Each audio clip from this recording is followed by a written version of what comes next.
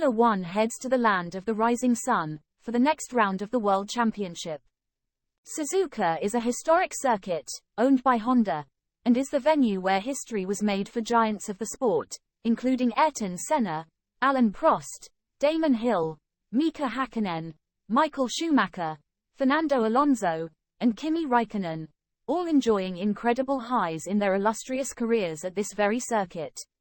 Red Bull will be looking to reassert the usual dominant position, following a poor showing at the previous round in Singapore, where Carlos Sainz drove a controlled race to take a popular victory. Max Verstappen, who finished fifth in Singapore, was hopeful of a return to form, but was also wary of recent performance gains the McLaren team has made with their car.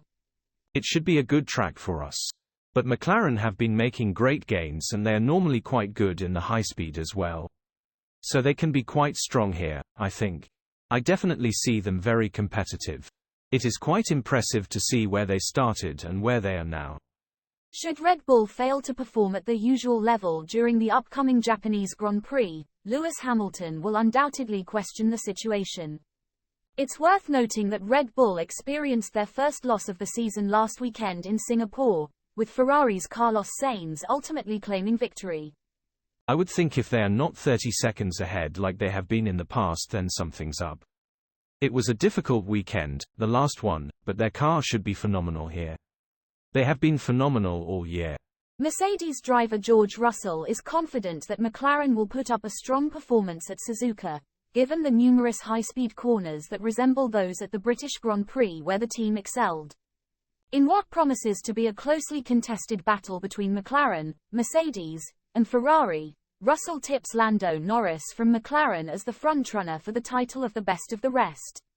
If you look at Silverstone, in the 230 km/h region corners they were exceptionally quick. They were 0.2 to 0.25 seconds quicker than the majority of the field in each of those corners, 0.1 seconds quicker than Red Bull.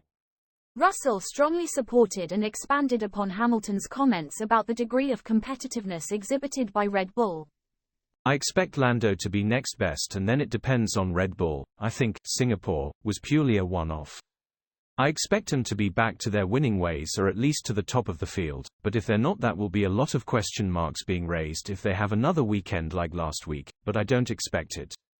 Russell and Hamilton were indeed discussing a recent rule clarification that was implemented prior to the Singapore Grand Prix.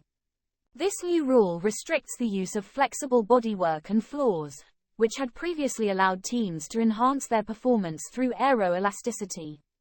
Rumors had circulated in Singapore that Red Bull's performance decline was a result of this new rule, but Christian Horner, the team principal, has vehemently denied making any changes to the car in response to the clarification.